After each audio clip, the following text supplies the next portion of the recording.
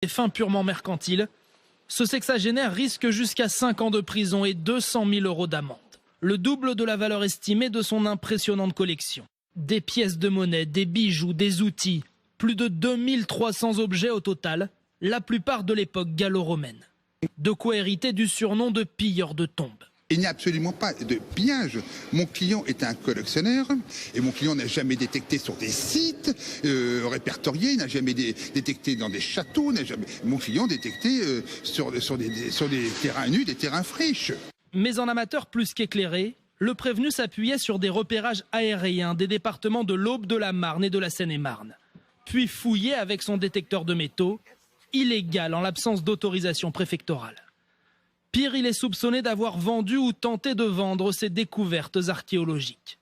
Le ministère de la Culture et une association de défense se sont portés partie civile pour faire un exemple. Ce problème de fond concerne à peu près 45 000 personnes en France qui vont chaque semaine, chaque week-end utiliser leur détecteur et faire des fouilles archéologiques clandestines. Si on n'est pas spécialisé, si on n'est pas professionnel, si on n'est pas au sein d'une équipe pluridisciplinaire, malheureusement, on fait disparaître et de manière irrémédiable un ensemble de traces qui auraient pu nous éclairer sur les générations qui nous ont précédés. Car les spécialistes le rappellent, un objet vieux de plusieurs milliers d'années n'a de valeur historique aujourd'hui que s'il est étudié par des scientifiques dans son environnement, le lieu de la